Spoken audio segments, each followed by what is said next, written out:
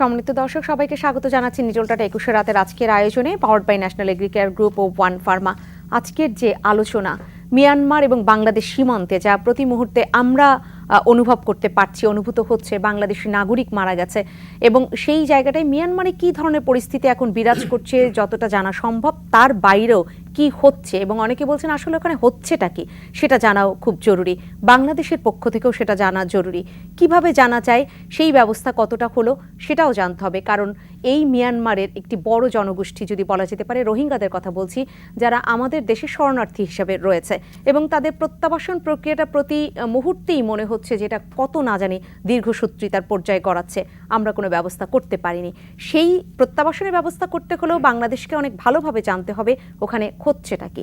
এবং প্রতি মুহূর্তে সীমান্তে যে উত্তেজনা, বিজেপির কথা বলতে চাই, যারা কিনা সেই বর্ডার গার্ড পুলিশ, তারা আমাদের বাংলাদেশে আবার আশ্রয় নিয়েছে, সেই সংখ্যাটাও এখন বেড়ে যাচ্ছে। সেখানে তাদের আবার ফেরত পাঠানো, সেটা কিভাবে করা যেতে পারে এবং যেভাবে প্রতি মুহূর্তে উত্তেজনা বা আমাদের আকাশ সীমার মধ্যে ঢুকে পড়া মর্টার শেলের কথা বলছি বা সেই গোলাগুলির কথা, সেখানে বাংলাদেশ আরও কোনো শক্ত অবস্থান নেবে কিনা, পররাষ্ট্র যে মন্ত্রণালয়ের পক্ষ থেকে সেই দূতাবাসে তলব করা বা রাষ্ট্রদূতকে তলব করে নানান ধরনের জানানো, মিয়ানমারের যে আমাদের বাংলাদেশি যিনি রয়েছেন রাষ্ট্রদূত, তিনি সেখানেও এই উদ্বেগের কথা জানিয়েছেন, সেই জানানোটাও কতটা কার্যকরীভাবে হলো কূটনৈতিক ভাষায়, সার্বিক আলোচনাটা করতে চাচ্ছি। এবং এই আলোচনা নিঃসন্দেহে যারা খুব ভালোভাবে তুলে ধরতে পারবেন, যারা এই বিষয় নিয়ে প্রতি মুহূর্তে কাজ করেন বা এই বিষয়গুলো সম্পর্কে খুব ভালো জানেন, তাদেরকেই আমরা আজকে পেয়েছি আমাদের স্টুডিওতে। আমি একে একে আলাপ করিয়ে দিচ্ছি আপনাদের সাথে। আমাদের মাঝে আজ উপস্থিত হয়েছেন ব্রিগেডিয়ার জেনারেল অবসরপ্রাপ্ত হাসান মোহাম্মদ শামসুদ্দিন, নিরাপত্তা বিশ্লেষক, রয়েছেন AKM আতিকুর রহমান, সাবেক রাষ্ট্রদূত, এবং সর্বডানে উপস্থিত হয়েছেন অধ্যাপক কর্নেল অবসরপ্রাপ্ত কাজী শরীফ উদ্দিন, কলামিস্ট ও নিরাপত্তা বিশ্লেষক। আমি ফেরদৌস আহমেদ থাকবো আজ আলোচনার পুরোটা সময় জুড়ে আপনাদের সাথে। আমি আপনাদের তিনজনকে স্বাগত জানাচ্ছি আজকের আয়োজনে এবং শুরুটা ব্রিগেডিয়ার জেনারেল অবসরপ্রাপ্ত হাসান মোহাম্মদ শামসুদ্দিন, আপনি যদি করতেন, আসলেই হচ্ছেটা কি? সবাই জানেন, আমরা সবাই জানি যে মিয়ানমার অশান্ত পরিস্থিতি বিরাজ করছে।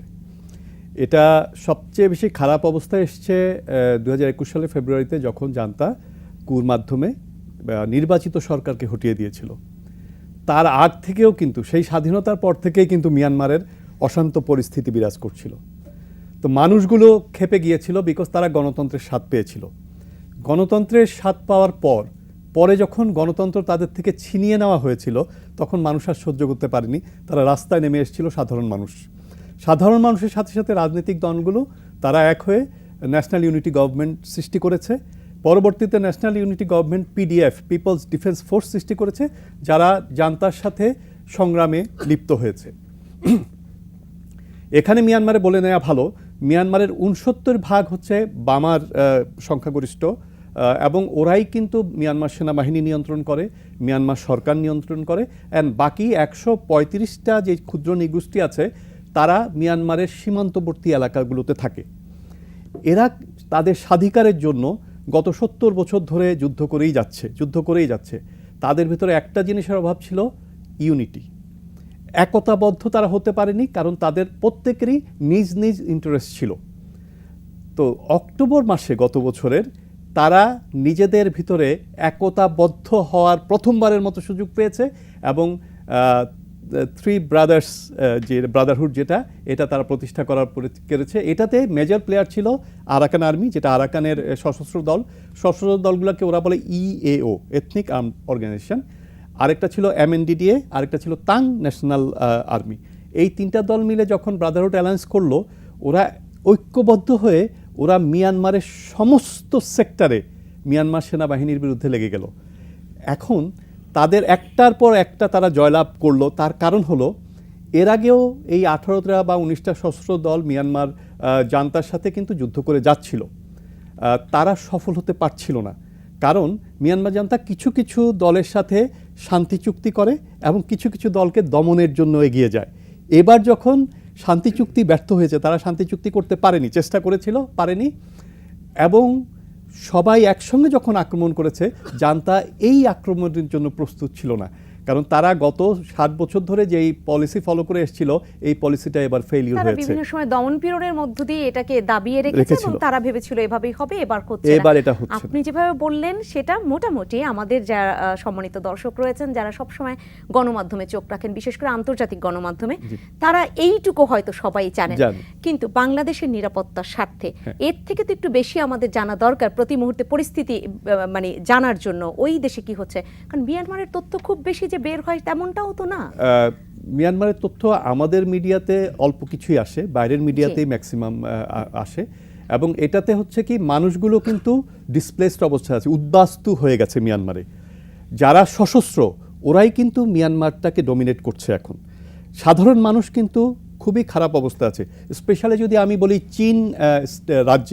চীন রাজ্যের মানুষগুলো প্রচণ্ড অনুন্নত রাজ্যটা। মানুষগুলো শহরে কিছু বাস করে, এখন শহর তারা ছাড়তে বাধ্য হয়েছে কারণ যুদ্ধের কারণে। আপনারা জানেন যে পালেতোয়া দখল করে নিয়েছে থ্রি ব্রাদারহুড, তো শহরে তারা নেই। কাজে মানুষগুলো কিন্তু অসহায় অবস্থায় আছে। রাখাইনে একই অবস্থা। রাখাইনেও কিন্তু যে আমাদের বড় বড় যে শহরগুলোর নাম আমরা জানি, মংডু, বুথিদং, রথিরং, এইসব জায়গাগুলোতে কিন্তু মানুষগুলো তাদের ঘর বাড়ি ছাড়তে বাধ্য হয়েছে বিকজ যুদ্ধের কারণে। আরাকান আর্মি এখন বাংলাদেশ সীমান্তের চৌকিগুলোতে আক্রমণ করছে এবং দখল করার চেষ্টা করছে। এখানে আরাকান এবং অন্যান্য রাজ্যের ভিতরে একটা পার্থক্য হলো, আরাকানের সাথে মিয়ানমারের মানে সেন্ট্রাল মিয়ানমারের যোগাযোগ যদিও একটু দুর্গম, একটু ডিফিকাল্ট, বাট মিয়ানমারের যদি সেনা যদি এখানে রিইনফোর্স করতে চায় তাহলে কিন্তু উন্মুক্ত একটা জলপথ বা সাগরপথ এবং নদীপথ আছে। সো মিয়ানমার আর্মি দখল করলেও মিয়ানমার সেনাবাহিনী যদি কখনো শক্তি সঞ্চয় করে তারা পুনরায় কিন্তু আক্রমণ করতে সক্ষম হবে। এই জিনিসটাও কিন্তু একটা আরাকান আর্মি ভেবে দেখার ব্যাপার আছে। কাজেই যেটা চীন রাজ্যে সম্ভব নয়, বিকজ চীনের সাথে বর্ডার হচ্ছে ভারতের ওখান দিয়ে মিয়ানমার তার সেনাবাহিনী ঢুকাতে পারবে না। আরাকান রাজ্যের কথা বললেন? আরাকান রাজ্যের কথা বলছি বিকজ আমাদের সাথে বেশিরভাগ বর্ডারটাই সীমান্তে হচ্ছে আরাকানের সাথে, কিছু অংশ আছে চীনের সাথে, যেগুলো আবার আমাদের দেশে ওগুলো আবার দুর্গম পাহাড়ি বনাঞ্চল দিয়ে ঘেরা, এবং ওখানে যদি কেউ ঢুকে যায় তাহলে কিন্তু ডিফিকাল্ট তাদেরকে বের করা, বিকজ ওখানে আমাদের উপস্থিতি অত সরব নয়। আপনাকে অনেকটা শুনে নিলাম এবং আপনার মাধ্যমে জেনেও নিলাম যে ওখানে আসলে সত্যিকার অর্থে কি হচ্ছে, যতটা আন্তর্জাতিক গণমাধ্যমের মাধ্যমে জানা সম্ভব। একে এম আতিকুর রহমান, চীন রাজ্যের কথা আসলো, চীনের কথা যদি বলি, চীন একই সাথে বলা হচ্ছে জান্তা সরকারের সাথে এক ধরনের তাদের একটা যোগাযোগ আছে, সেই যোগাযোগটাও তারা রক্ষা করে চলছে। আবার এই যে ব্রাদারহুড অ্যালায়েন্স, এদের সাথে একটা যোগাযোগ রক্ষা করে চলছে। তাহলে চীন ওখানে চাচ্ছেটা কি, বা চীনের হস্তক্ষেপ কতটা? চীনের নিশ্চয় স্বার্থ আছে, আপনারা জানেন মিয়ানমারের চীনের অনেক কিছুই আছে চীনের। ইভেন বাংলাদেশের সাথে ইকোনমিক যে আমাদের ইনভলভমেন্টটা চীনের, তার চেয়ে মিয়ানমারের সাথে ওদের ইকোনমিক ইনভলভমেন্টটা অনেক বেশি। আর যেটা উনিও কিছুক্ষণ আগে বললেন যে চীনের কিন্তু অনেক এরিয়া বর্ডার মিয়ানমারের সাথে, আমাদের চেয়ে বেশি সম্ভবত চীনের অনেক, ভারতেরও আমাদের চেয়ে বেশি, ভারতের কয়েক মানে হাজার, হ্যাঁ 1600 কিলোমিটার ওদের। আমাদের তো শুধু একদম শেষের দিকে গিয়ে হ্যাঁ, আমাদের অনেক কম তাদের তুলনায়। আর এই ধরনের অবস্থা কিন্তু এটা নতুন অবস্থা না, এটা কিন্তু অনেক দিন আগে থেকেই। এবং একসময় চীনা যারা ওখানে আছে, চাইনিজ এথনিক যে গ্রুপটা, তাদের সাথেও তারাও কিন্তু একই এদের মতো এক সময় বেশ কিছু আগে ওরা শুরু করেছিল, এবং চীনের মধ্যস্থতায় কিন্তু সেটা অনেকটা শান্ত করে রাখা। এখন এখানে দুটো জিনিস আমার কাছে মনে হয় যে এই জিনিসটার ইন্ধন কারা দিচ্ছে। ইন্ধন নিশ্চয়ই আছে বাইরের, আর্মস এমিউনিশন কোথা থেকে আসে, তাদের অর্গানাইজেশন, হ্যাঁ অনেক কিছুই আছে। এখন আসলে চীন তার অন্য কোনো স্বার্থে, পলিটিক্যাল বা ইকোনমিক গেইনের জন্য কি এসব করাচ্ছে? এখানে কি চীনের আসলে ইন্ধন আছে? এখন চীন ওদিকে সরকারকেও সহযোগিতা করতেছে, সরকারের সাথেও আছে, আবার এদের সাথেও আছে, দুদিকেই কি আছে?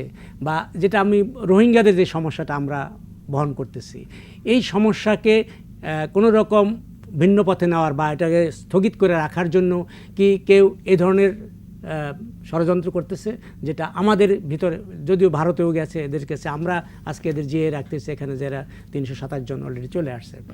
তো আমরা যেটা, আমাদের কাছে যেটা মনে হয় যে এই সমস্যা ওদের ইন্টারনাল সমস্যা, হ্যাঁ আমরাও কিছুটা জড়িয়ে যাচ্ছি, মানে জড়িয়ে যাচ্ছি কি আমাদের জড়াতে হচ্ছে আমাদের নিজেদের জন্যই, নিজেদের সেফটির জন্য, নিজেদের সিকিউরিটির জন্য।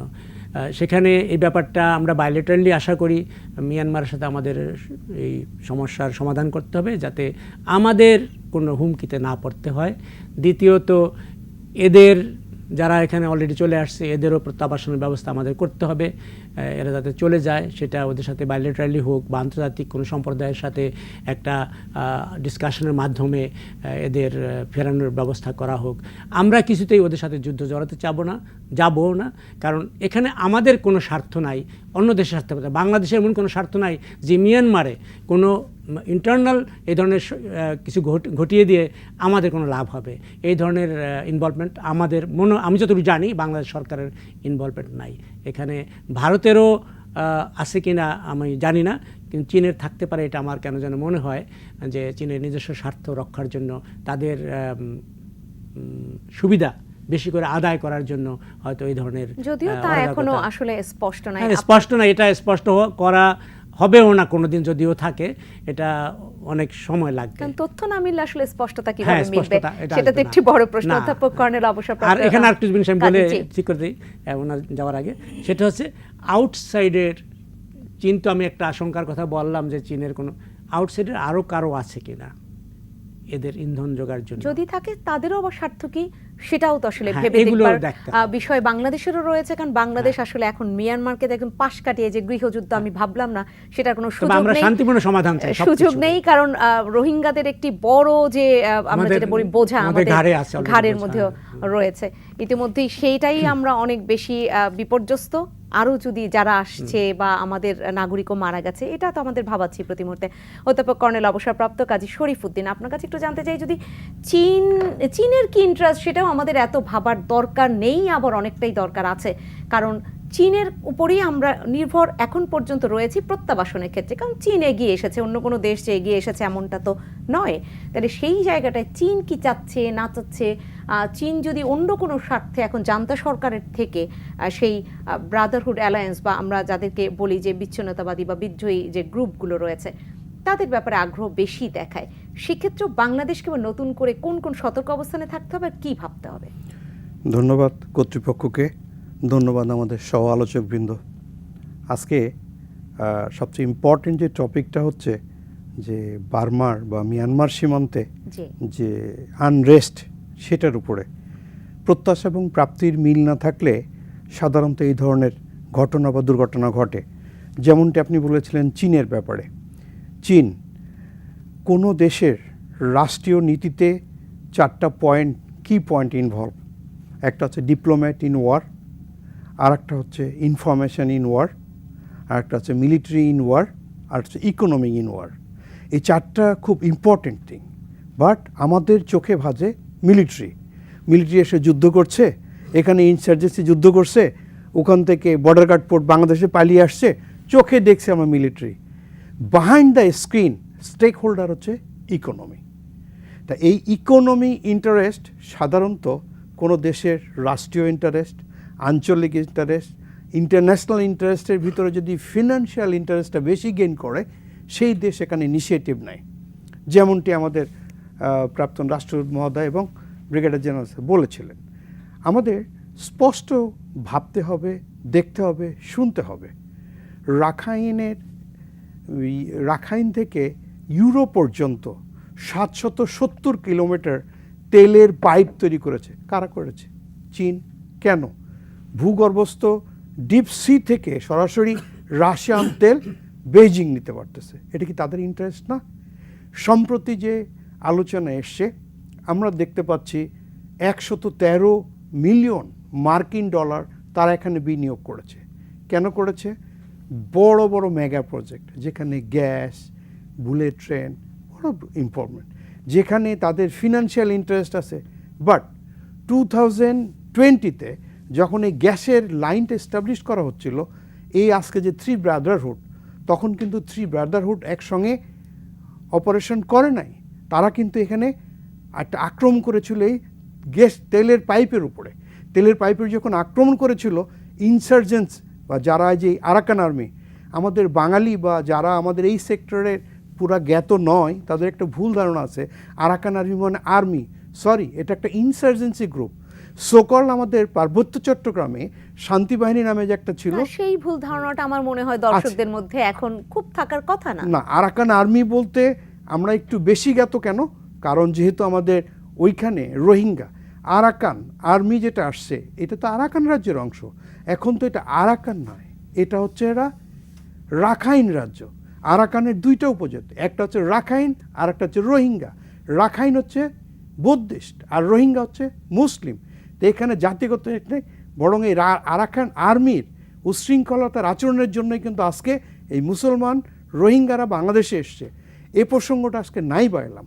সম্প্রতি ডে বিফোর ইয়েস্টারডে আমাদের জাতিসংঘে নিযুক্ত যে মিয়ানমারের যে কিন্তু এখানে তো আপনাকে একটু স্পষ্ট করতেই হবে, না হলে আমরাও তো বিভ্রান্ত হব যারা সাধারণভাবে দেখি।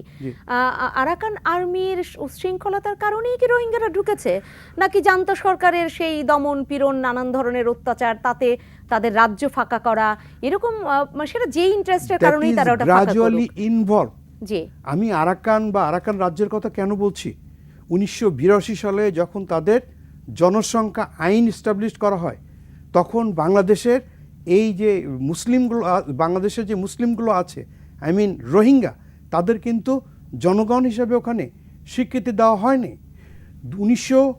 2019 সালে একটা আদমশুমারি করা হয়েছে, তারা দেখিয়েছে রাখাইন রাজ্যে তখন জনগণ মুসলিম হচ্ছে মাত্র 1%, but on that time it was 35%। যেখানে 35% মুসলমান আছে, তারা 1% দেখাচ্ছে। এই দৃষ্টিকোণ থেকে আজকে আমাদের আলোচনার বিষয়টা হচ্ছে মেইনলি মিয়ানমারের উশৃঙ্খলা। না, অধ্যাপক কর্নেল অবসরপ্রাপ্ত কাজী শরীফুদ্দীন, সেখান থেকেই জানতে চাচ্ছি।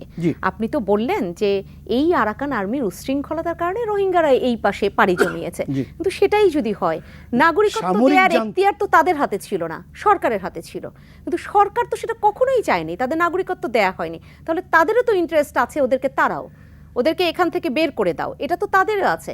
সেক্ষেত্রে দুইজনারই ইন্টারেস্ট যদি সমান হয়, আমি সেই এখন যারা অ্যালায়েন্স গঠন করেছে, ব্রাদারহুড, সেই যারা রয়েছে সানরাজ্য থেকে শুরু করে, তারা ইন্টারেস্ট কতখানি আর জান্তা সরকারের কতখানি, আমরা যদি প্রত্যাবাসন চাই, আমাদের তো এটাও ভালোভাবে জানতে হবে।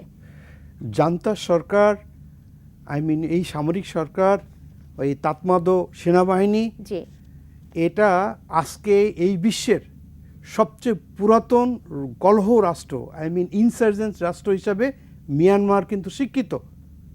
কারণ 2023 সালের মার্চ মাসে আমেরিকা ভিত্তিক একটা সংস্থা, যেটা এনজিও ফ্রিডম হাউস, তারা কিন্তু এই দেশটাকে বলেছে পরাধীন, নট ফ্রি। এখানে দুইটা ক্যাটাগরিতে সিলেকশন করা হয়েছে, একটা হচ্ছে নাগরিক অধিকার আর একটা হচ্ছে রাজনৈতিক অধিকার। নাগরিক অধিকারের 60%-60%-এর ভিতরে বলা হয়েছে অনলি মিয়ানমারের নাগরিক অধিকার আছে 9%, আর রাজনৈতিক অধিকার ক্যাটালগটা ছিল, আই মিন ইন্ডিকেটরটা ছিল 40%। এই 40%-এর ভিতরে দেখা হচ্ছে জিরো।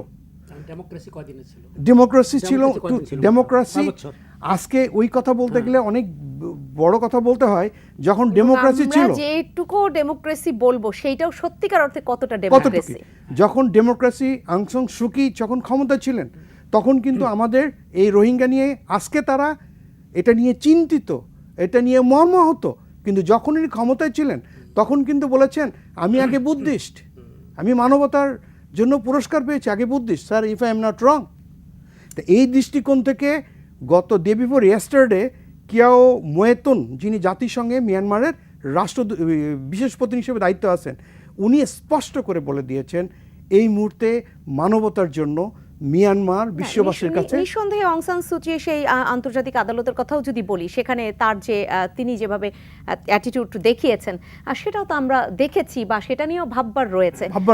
আমি আপনার কাছে আবারও আসবো। আমি ব্রিগেডিয়ার জেনারেল অবসরপ্রাপ্ত হাসান মোহাম্মদ শামসুদ্দিন, আপনার কাছে একটু শুনতে চাই, যদি সেরকমই হয়, সবারই একই ধরনের ইন্টারেস্ট, রোহিঙ্গাদের ব্যাপারে কারো ইন্টারেস্ট নেই, তাহলে বাংলাদেশ কি করবে? আপাতত রোহিঙ্গাদের ব্যাপারে কারোর ইন্টারেস্ট নেই, কিন্তু তারাও কিন্তু রোহিঙ্গা ছাড়া শান্তিতে নেই। রোহিঙ্গা আসার পর থেকে রাখাইনে আপাত শান্তি বিরাজ করছিল কিছুদিনের জন্য, তারপরে কিন্তু শুরু হয়ে গেল রাখাইনদের সাথে, আরাকান আর্মির সাথে মিয়ানমার আর্মির সংঘর্ষ। এবং এর ফলে কিন্তু বিপর্যস্ত অবস্থায় চলে গেছে পুরো রাখাইন।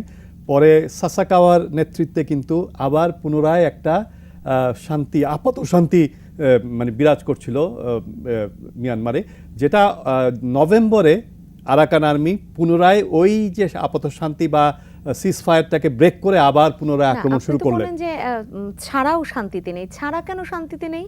তারা কি বড় ধরনের কোনো কিছু ঘটাতে পেরেছে? সেটা তো পারেনি।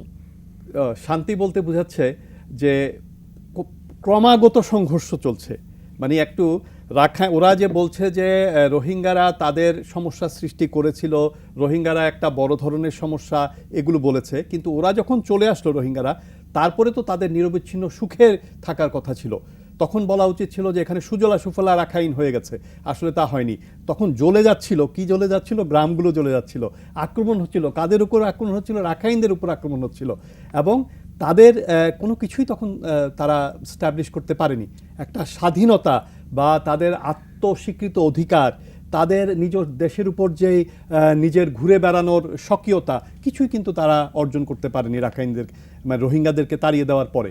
এবং তার ফলাফল এখন পর্যন্ত দেখতে পাচ্ছেন, তারা এখন পর্যন্ত শান্তি নেই। আরাকান আর্মি, যেটা আমি বলছি, আরাকান আর্মিরা এখন বলতে চাচ্ছে যে তাদের সেই প্রোপাগান্ডা যেটা চলে আসছিল যে রোহিঙ্গাদেরকে, মুসলিমদেরকে তাড়াতে হবে, এই কথাটা তারা না শুনলেও পারত। এটা এমন হতে পারে যে তারা এখন সমস্যা আছে বলে তারা এই ধরনের স্টেটমেন্ট দিচ্ছে। এনইউজি যেটা বলেছে, তারা তাদের সরকারের সময় কিন্তু রোহিঙ্গারা চলে এসেছিল, পরবর্তীতে তারা বলেছে যে আইসিজিতে তারা বাংলাদেশকে সমর্থন করবে এবং তারা আগের স্ট্যান্ড থেকে তারা সরে এসেছে। আচ্ছা, কট্টর বুদ্ধপন্থী যারা ছিল ওরা এখন দুই ভাগ হয়ে গেছে মিয়ানমারে। একটা, তখন যারা এখন স্বাধীনতার পক্ষে আছে তারা বলছে মাবাথা বুদ্ধিস্টগুলো রাখাইনে এই রোহিঙ্গাদের বিরুদ্ধে এই ধরনের কাজ না করে তারা যদি রাখাইনের উন্নতির জন্য চেষ্টা করত তাহলে আমরা অনেক ভালো থাকতাম। তার মানে তাদের ভিতরে রিয়েলাইজেশন আসছে মিয়ানমারে একটু ধীরে এই সমস্যাগুলো। এটা রিয়েলাইজেশন এসেছে, আমি বিরতিতে যাব, এসে এই রিয়েলাইজেশন নিয়েও কথা বলতে চাই। কতটা তারা রিয়েলাইজ করলো? কারণ তারা তো, আমি একদম সেই জান্তা সরকারের কথাও যদি বলি, সেই বিভিন্ন গণতান্ত্রিক যেই অং সান সুচির দল বলি, কিংবা এই যারা বিচ্ছিন্নতাবাদী বিভিন্ন গোষ্ঠী রয়েছে এদের কথা বলি, এদের রিয়েলাইজেশনও তো এক এক সময় এক এক রকম মনে হচ্ছে। এরা আবার অন্য প্রেক্ষাপট চেঞ্জ হলে এই রোহিঙ্গাদের ব্যাপারে তাদের অনুভূতি কিভাবে কাজ করবে সেটা একটা বড় প্রশ্ন, এবং সেই উত্তর খুঁজতে আমি নিঃসন্দেহে আপনাদের কাছে ফিরবো। বিরতি নিয়ে আসি। সম্মানিত দর্শক, নিটোল টাটা 21 রাতের আয়োজনে আপনারাও ছিলেন, আলোচনা শুনছিলেন, powered by National Agricare Group ও ওয়ান ফার্মা। আমরা একটা ছোট্ট বিরতি নিব, কিছুক্ষণের মধ্যে ফিরবো। নিঃসন্দেহে আমাদের আলোচনার সাথেই থাকবেন।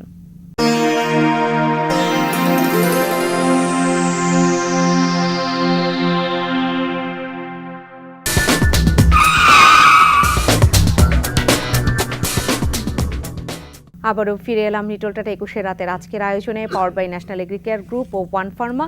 আজকে আলোচনাটা মিয়ানমারকে ঘিরে, মিয়ানমারের যে গৃহযুদ্ধ হচ্ছে সেটা কি হচ্ছে আসলে সেখানে, সেটা জানা আমাদের জন্য কেন এত জরুরি। কারণ রোহিঙ্গা মিয়ানমারের যে নাগরিক, যদিও তারা নাগরিকত্বের সেই স্বীকৃতি পায়নি, কিন্তু তারা আমাদের মাথার উপরে বা ঘাড়ের উপরে বোঝা আকারে রয়েছে। সংখ্যাটা দিন দিন আরও বৃদ্ধি পাচ্ছে, জনসংখ্যা বৃদ্ধির, তাদের সেই জনসংখ্যা বৃদ্ধির মধ্য দিয়ে। পাশাপাশি এখন যখন সীমান্তে উত্তেজনা, সেই মিয়ানমার বাংলাদেশ সীমান্তেও গড়াচ্ছে তাদের ভেতরগত গৃহযুদ্ধ, তখন আমাদের দেশে নাগরিক নিহত হয়েছে, এবং তাদের যে বর্ডার গার্ড, পুলিশ থেকে শুরু করে তাদের আমলা, তারা ঢুকে পড়ছেন আমাদের দেশের মধ্যে। সেখানেও ফেরত পাঠানোর একটি বড় বিষয় তো রয়েছে। আর রোহিঙ্গাদের প্রত্যাবাসন, সেটা তো আমরা সেই অর্থে কোনো কাজ শুরুই করতে পারিনি। সেই কাজগুলোই কিভাবে করা যেতে পারে, সেখানেই মিয়ানমারের গৃহযুদ্ধ আমাদেরকে ভাবাচ্ছে। বাংলাদেশের অবস্থান আরও অনেক বেশি স্পষ্ট হতে হবে। আমরা কি করব, কৌশলী কতটা হব, কূটনীতির জায়গাটা। একে আতিকুর রহমান, আসতে চাই আপনার কাছে, এবং সেই জায়গায় একটু বলতেই চাই যে কথাটা বললাম, যে এদের যে রিয়েলাইজেশন, এখানে যে মানে কয়েকটি পক্ষ রয়েছে, প্রতিটি পক্ষের রিয়েলাইজেশন আসলে কি? এবং তারা তো যদি মানবতার উপরে গিয়ে বুদ্ধিস্ট দাবি করে, তাহলে তো সেই দাবি আরাকান আর্মিও করবে। তাদের মধ্যে বুদ্ধিস্ট বেশি, তাহলে তারা এই মুসলিম রোহিঙ্গা জনগোষ্ঠী নিয়ে আদৌ মাথা ঘামাবে, ভাববে? আমরা জানি, আমাদের দুইজন আলোচক আছেন, ওনারাও জানেন ভালো মতো। সেটা হচ্ছে, যখন এই আমাদের রোহিঙ্গাদের তাড়ানো হওয়া ওখান থেকে, আরাকান থেকে যখন রোহিঙ্গাদের তাড়িয়ে দেওয়া হয়, বাংলাদেশ তার আশ্রয় নেয়, শুধু যে আর্মির লোকজন, বর্তমান জান্তা সরকারের মিলিটারি জড়িত ছিল তা না, ওখানকার মঠের যারা ধর্মীয় লোক, তারাও কিন্তু অংশগ্রহণ করেছিল, এটা আমরা জানি। সুতরাং আপনি এই বুদ্ধিস্ট বা ধর্মীয় জিনিসটা এখানে কতটুকু মুসলমানদের প্রতি সহানুভূতিশীল হবে বুদ্ধিস্টরা, আমার সন্দেহ। কারণ ভুটানও বুদ্ধিস্ট, থাইল্যান্ডও বুদ্ধিস্ট, মিয়ানমারও বুদ্ধিস্ট। এই বুদ্ধিস্টদের চরিত্র যে বিশ্লেষণ করেন আপনি, অনেক পার্থক্য পাবেন। আমি ভুটানে যখন ছিলাম দেখেছি ওরা অসম্ভব সহনশীল, বুদ্ধিস্টরা অসম্ভব, এবং জোরে কথা বলতে পারে কিনা সেটাও সন্দেহ ভুটানিজ যারা বুদ্ধিস্ট, যারা ওই মঙ্ক বা ধর্মীয় করেন। কিন্তু এখানে সিনারিওটা কিন্তু পরিপূর্ণ ভিন্ন, একদম সম্পূর্ণ ভিন্ন। আমরা যেটা দেখেছি যখন রোহিঙ্গাদের তাড়ানো হয়, বাড়িঘর পোড়ানো হয়, ইভেন ওরা অস্ত্র নিয়েও হত্যা করেছে মুসলমানদের, এই ধর্মীয় যারা লোক ওখানের।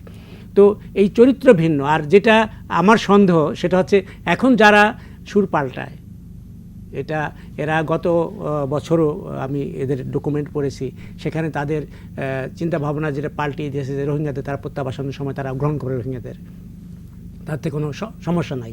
এখন যেই আরাকান আর্মির এদের যে বিদেশে যে গভর্নমেন্ট আছে, গভর্নমেন্ট ইন এক্সাইল যারা, তারাও কিন্তু এদের গ্রহণ করার জন্য বাংলাদেশকে সিগন্যাল দিয়েছে যে আমরা এদের নিয়ে নেব। কিন্তু সেখানেই প্রশ্ন, এই রিয়েলাইজেশন, এই সুর আবারও পাল্টে যাবে কিনা। আমি সেই পয়েন্টে আসছি, আপনি যেটা বললেন। এখন তারা আদৌ কোনোদিন দখলে যেতে পারবে কিনা আমার এক নম্বরে সেই সন্দেহ রয়েছে। সুতরাং এই রোহিঙ্গাদের প্রত্যাবাসনের বিষয়ে তাদের যে করণীয় চিন্তা ভাবনা বা লোভ দেখানো, আমাদের সহানুভূতি ওদের প্রতি ডাইভার্ট করা, যে আমরা ওদের প্রতি সহানুভূতিশীল থেকে ওদের আর কয়েকদিন রেখে ওদের সাহায্য সহযোগিতা করে সাপোর্ট দিয়ে ওদের যদি প্রতিষ্ঠিত করা যায় তাহলে আমার রোহিঙ্গারা চলে যাবে, এই ধরনের চিন্তা ভাবনা যদি করি, আমার মনে হয় সেটা আমি যতটুকু দেখি সঠিক হবে না। এই রোহিঙ্গাদের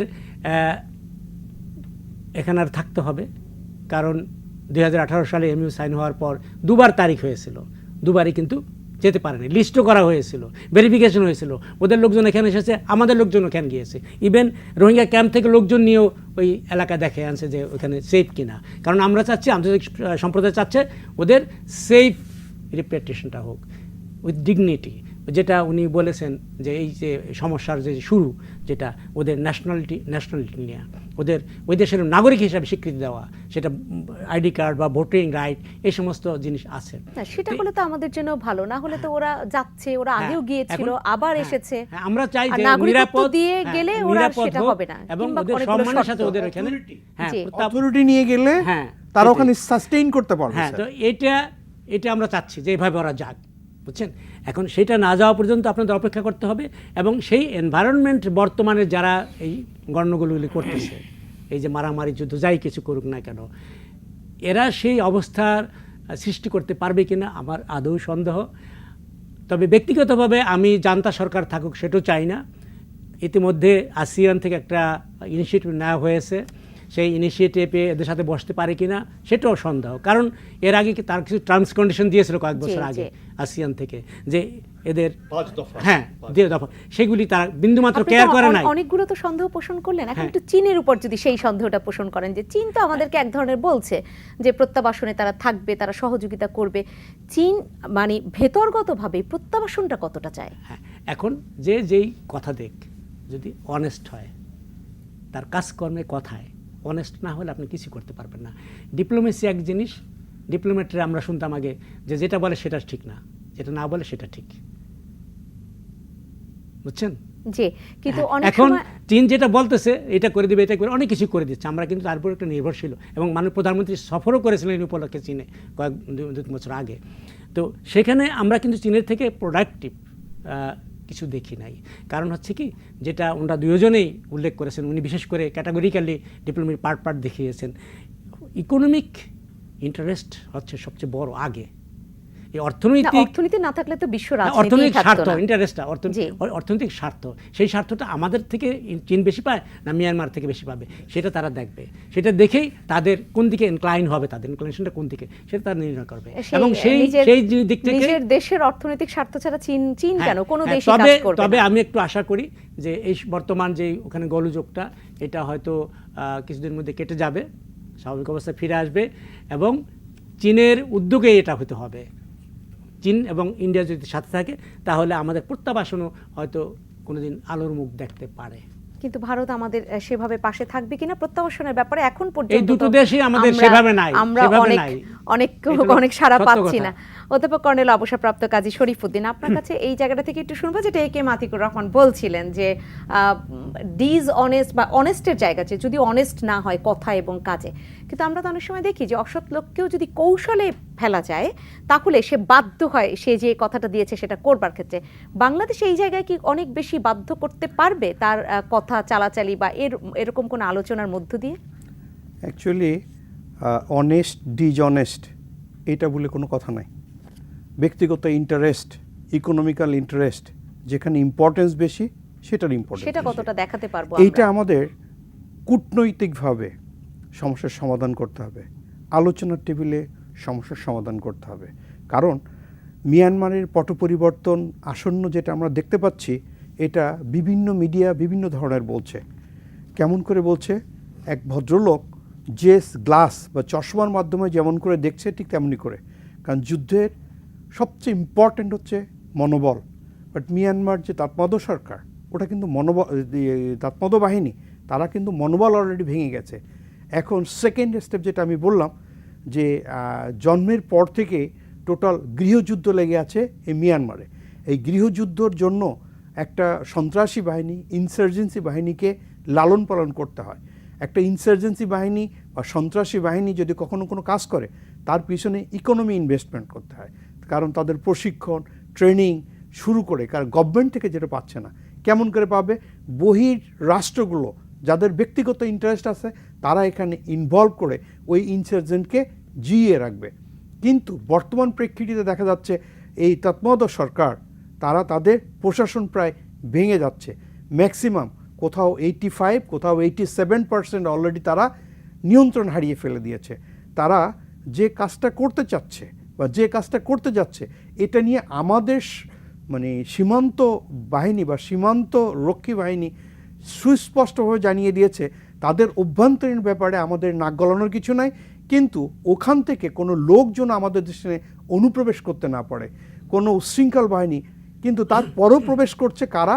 যারা বিজিপি, যাদের যে বর্ডার গার্ড, পুলিশ, তারা আসছে জীবন রক্ষার্থে। বা তারা এসে যে ভালো কাজ করছে, নো, তারা শুধু এখানে আসে নাই, তারা ইন্ডিয়াতে গেছে, তারা চীনে গিয়েছে, তারা ইন্দোনেশিয়াতে গেছে জলপথে, তারা থাইল্যান্ডে পর্যন্ত গিয়েছে।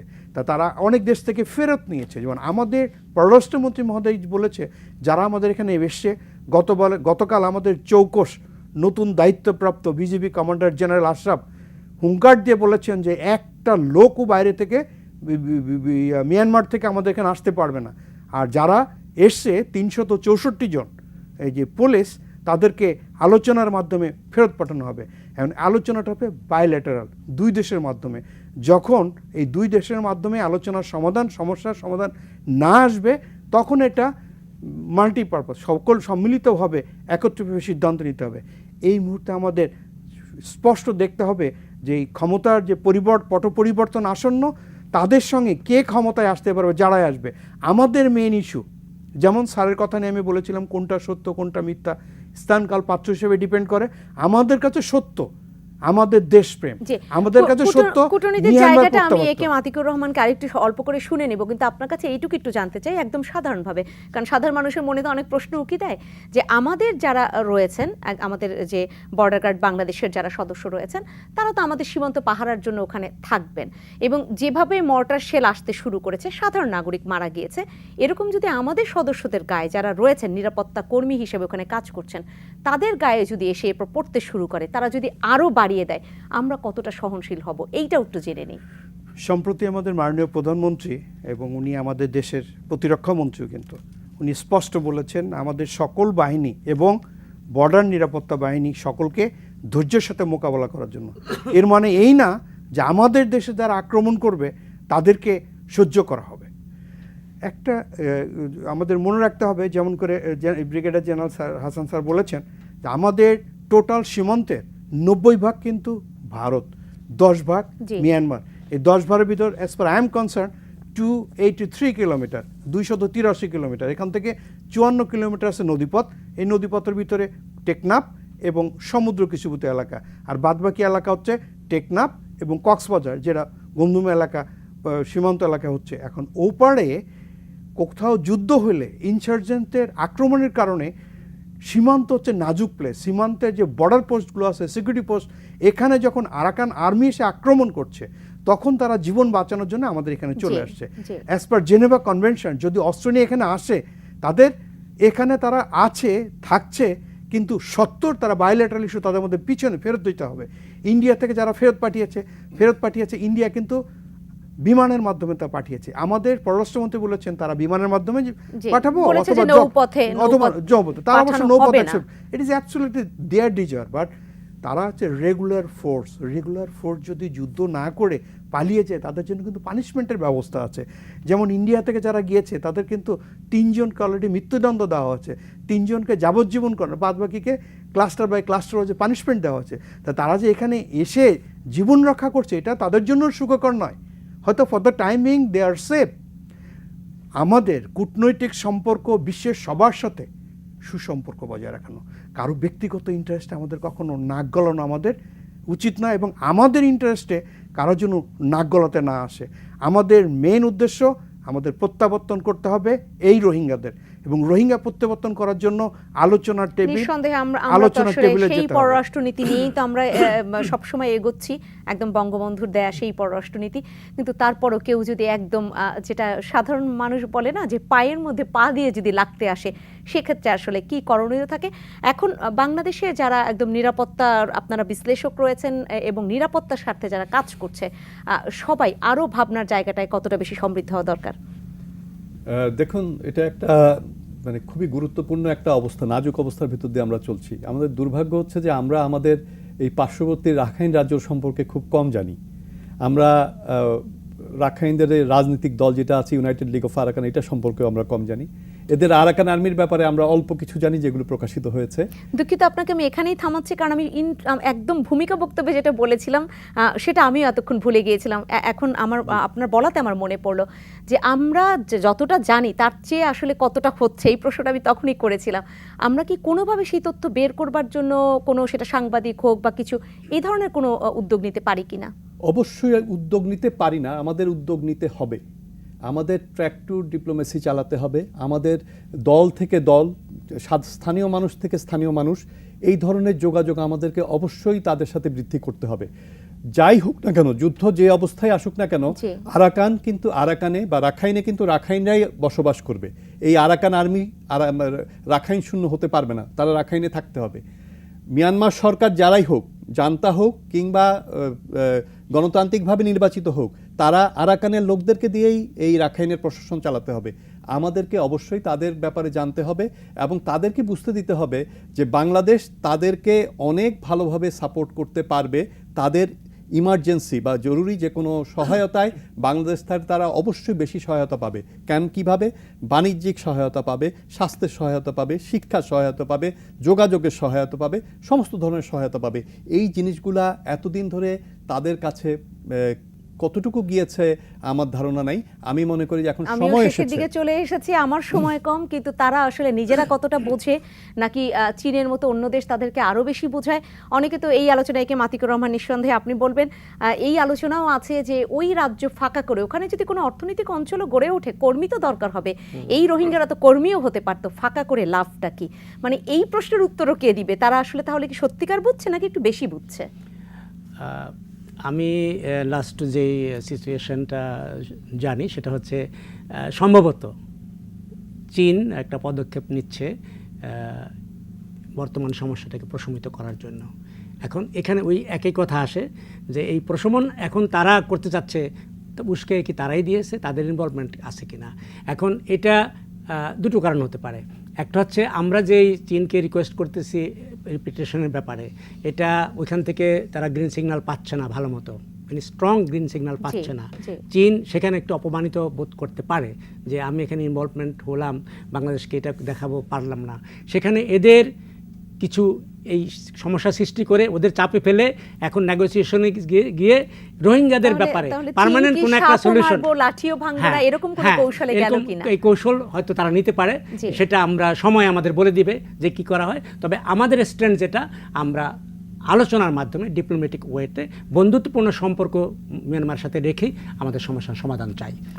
আমি আপনার জন্য যে প্রশ্নটা ছোট করে তুলে রেখেছিলাম একদম শেষ দিকে চলে এসে ছোট্ট করেই শুনি, সেটা হচ্ছে আমরা অর্থনৈতিক জায়গাটা ছাড়া তো চীন কেন কোনো দেশই এগোবে না, সেখানে মিয়ানমারের কাছে তাদের অনেক অর্থনৈতিক স্বার্থ আছে, আমরা সেই স্বার্থটা তাদেরকে আরো কতটা যদি বলি প্রলোভন, সেইটা কতটা দেখাতে পারি? চীন অনেক আশা নিয়ে আছে বাংলাদেশের সাথে ইকোনমিক্যালি আরো ইনভলভ হওয়ার, সুতরাং সেই প্রত্যাশার জায়গাটা কিন্তু যেখান থেকে মার্কিন যুক্তরাষ্ট্র এটা ঈর্ষা করতে শুরু করেছে। এখন মার্কিন যুক্তরাষ্ট্র দেখেন ওরা নিষেধাজ্ঞা দিয়েছে, ডোন্ট কেয়ার, এটা ওই ভাব নিয়ে চলতেছে মিয়ানমার, যত নিষেধাজ্ঞা দেন যা কিছু করেন এটা অনেক দিন আগে থেকে হচ্ছে, তাতে কিন্তু মিয়ানমারের কোনো কাজ হয় নাই। ইউএসের কোনো এখানে কিছু কাজ করতে পারবে না ইউএসএ, এখানে যদি কোনো কিছু আসে, কোনো পজিটিভ কোনো কিছু আসে, সেটা মিয়ানমার আরে চায়না এবং ইন্ডিয়ার বদৌলতে আসতে পারে, আদারওয়াইজ নো। কারণ আসিয়ানও তেমন একটা কিছু করতে পারতেছে না। ইন্দোনেশিয়ার ডেপুটি ফরেন মিনিস্টার কয়েকদিন আগে সেও এ ব্যাপারে একটা উদ্যোগ নেওয়ার চেষ্টা করতেছে, এবং এরা আরও লেভেলে বিভিন্ন দেশও চেষ্টা করতেছে, কিন্তু চেষ্টা করে অত শক্তিশালী হবে না, যেটা চীনের একমাত্র চীন এবং এই ভারত নিতে পারবে। সেটা নিলে আমাদের জন্য ভালো, মিয়ানমারের জন্য ভালো, রোহিঙ্গাদের প্রত্যাবাসনটাও একটু পথটা আমরা সুগম করতে পারবো। এছাড়া অঞ্চলের জন্য ভালো, হ্যাঁ এই অঞ্চলের জন্য ভালো, জিওপলিটিক্যালিও অনেকটা এবং আমাদের সবার জন্যই ভালো। আর এই আলোচনার মধ্য দিয়ে যদি কোনো একটি জায়গায় পৌঁছাতে পারি, আমাদের ভাবনাটা একটু ঋদ্ধ হয়, সেখানে আসলে আমাদের জন্য ভালো। আপনি কি বলবেন? শেষ করব আজকের এই আয়োজন, সেখানে একটু শুনে নেই যে একদম সার্বিক এতক্ষণ যে আলোচনাটা হলো, সেখানে আমরা কি সঠিক জায়গায় রয়েছি কিনা, কূটনৈতিক জায়গার কথা যদি বলি, আপনার কাছে যেটা মনে হয়, কিংবা নিরাপত্তার জায়গায়, সব কূটনৈতিক পয়েন্ট অফ ভিউ আমরা আমাদের নিজস্ব জায়গায় সুন্দরভাবে আছি, সিকিউরিটি পয়েন্ট অফ ভিউ আমরা আমাদের দায়িত্ব সুন্দর সঠিকভাবে পালন করে যাচ্ছি, বাট আমাদের মেইন উদ্দেশ্য, মিশন এবং ভিশন একটাই, রোহিঙ্গাদের প্রত্যাবর্তন। বাট এখানে স্যার যেটা বললেন আমি স্যারের সাথে একমত করছি না যে চীন বা ভারত মিলে সমস্যার সমাধান করতে পারবে, নো। আঞ্চলিক শক্তি বা সামাজিক শক্তি বা দেশের পার্শ্ববর্তী আমাদের যারা মোড়ল আছে, তারা যদি সমস্যার সমাধান করতে পারতেন তাহলে অনেক আগে এটা সমস্যার সমাধান হয়ে যেত। কারণ এখানে ব্যক্তিগত ইন্টারেস্টে কিছুটা ব্যত্যয় হয়েছে। মনে করছেন মার্কিন যুক্তরাষ্ট্রকে এখানে আমাদের অনেক বেশি দরকার? তারা তো মার্কিন যুক্তরাষ্ট্র বার্মা অ্যাক্ট নামে একটা অ্যাক্ট তৈরি করে রাখছে, এবং এই অ্যাক্টটা কিন্তু ইনসার্জেন্সি অনেক আগেই কংগ্রাচুলেশন হিসেবে অভিনন্দন জানিয়েছে। এবং আমাদের স্পষ্টভাবে দেখতে হবে যে চীন এই মুহূর্তে যে সামরিক জান্তা সরকারের সাথে যোগাযোগ রাখছে এবং উচ্ছৃঙ্খল সরকারের সাথে যোগাযোগ রাখছে, আমাদের সুন্দর করে স্পষ্ট বুঝতে হবে গত বছর 27শে অক্টোবর যে অপারেশনটা হয়েছিল থ্রি ব্রাদারহুড মিলে, যে 1027, এটার একটা পয়েন্ট অফ মিশন বা ভিশন ছিল পয়েন্ট অফ নো রিটার্ন, মানে ডু আর ডাই, তারা ফেরত যাবে না। এই দৃষ্টিকোণ থেকে as per I am concern, মিয়ানমারে পট পরিবর্তন সময়ের ব্যাপার শুধু। আমাদের এই মুহূর্তে যারা সঠিক সময়ে দায়িত্ব পালন করবেন, আন্ডার সেক্রেটারি, ইউএন সেক্রেটারি জেনারেলের মাধ্যমে, বারবারা উড গতকাল যে কথা বলেছেন নিরাপত্তা পরিষদের ক্লোজ ডোর ঢোকার আগ দিয়ে, তো ওনার কথাটা ধরেই বলছি যে যাদের সঠিক সুস্থভাবে সমস্যার সমাধানের ভিতর আমাদের রোহিঙ্গা প্রত্যাবর্তন যেন প্রাধান্য পায়, এই দৃষ্টিকোণ থেকে সেক্রেটারি জেনারেলের সঙ্গে আমাদের এই মুহূর্তে যোগাযোগ, কূটনৈতিক সম্পর্ক। শেষ আরেকটি প্রসঙ্গ এখানে উত্থাপন করতে চাই, আপনাকেই সবার আগে শুনে নিব, তারপরে একে একে আমি বাকি দুজন অতিথিকেও শুনে নিয়ে শেষ করতে হবে। সেটা হচ্ছে ইন্দো প্যাসিফিক যে ইস্যুটা, এই ইস্যুতে মার্কিন যুক্তরাষ্ট্র থাকতে যাচ্ছে, আমাদের সাথে অভিন্ন লক্ষ্যে কাজ করতে যাচ্ছে, চীনও তো আসলে রয়েছে এই ইন্দো প্যাসিফিক ইস্যুতে, থাকতেই হবে, চীন তো এই অঞ্চলেরই। সেই জায়গাটায় আমরা কি এখানে সেই চীন বা মার্কিন যুক্তরাষ্ট্র দুই দিকেই খুব ভারসাম্য রেখে চলার যে জায়গাটা বা কৌশলটা, সেখানে বাংলাদেশ কি করতে পারে, বা নিজের গুরুত্ব বাড়াতে একজনের কাছে দাম নেওয়ার ক্ষেত্রে বলতে পারে কিনা যে তুমি আমাকে অনেক দাম দাও, কারণ না হলে কিন্তু আমি দামটা অন্যের কাছ থেকে আদায় করব, সেখানে কি করতে পারে? ধন্যবাদ, ভেরি ইম্পর্টেন্ট কোশ্চেন, বাট আমাদের অত্যন্ত কৌশলী হতে হবে। 2017 সালে আমাদের একটা সিদ্ধান্তের জন্য মানবিক দৃষ্টিকোণ থেকে আমাদের এখানে রোহিঙ্গারা এসেছে, আমরা বিশ্বের কাছে সমাদৃত হয়েছি, কিন্তু দেশের কাছে আমরা বড় বার্ডেন। আমাদের প্রায় 11 লক্ষ রোহিঙ্গার জীবন নিয়ে আমরা এখানে বার্ডেন হিসেবে আছি। তো এই দৃষ্টিকোণ থেকে আপনি যে পয়েন্টটা বললেন, এই ব্যাপারে আলোচনার টেবিলে আমাদের দেশের স্বার্থ যেখানে সবচেয়ে বেশি ইম্পর্টেন্ট সেই দিকে আমাদের যেতে হবে। এটা নীতি নির্ধারকদের মুখ থেকেই শোনাটাই বেটার। জি, ভারসাম্যের জায়গাটা আপনার কি মনে হয়? আমাদেরকে ভারসাম্যপূর্ণ আচরণ করতেই হবে, কোনো সন্দেহ নেই। এবং আমার পক্ষ থেকে একটা জিনিস, যে মিয়ানমারের শান্তি ফিরে আসুক, এটা আমরা সবাই চাই। এবং এই প্রেক্ষিতে যে কোনো ধরনের আলোচনায় বাংলাদেশও একটা স্টেক হোল্ডার হতেই হবে। লাইক এর আগে ছিল থাইল্যান্ড থাকে, ভারত থাকে, চীন থাকে, বাংলাদেশ থাকে না। আমি মনে করি যে এখন পৃথিবীর যে কোনো জায়গাতে মিয়ানমার সংক্রান্ত যে কোনো আলোচনা এবং যে কোনো মিটিং হবে, বাংলাদেশের উপস্থিতি থাকা জরুরি এবং এই জিনিসটাকে আমাদেরকে প্রাধান্য দিতেই হবে। আমাদেরকে প্রাধান্য দিতে হবে, প্রাধান্য কিন্তু আমাদেরকেই দিতে হবে। আমরা কূটনৈতিক সেই জায়গাটায় সেই প্রাধান্য কতটা আদায় করে নিতে পারবো,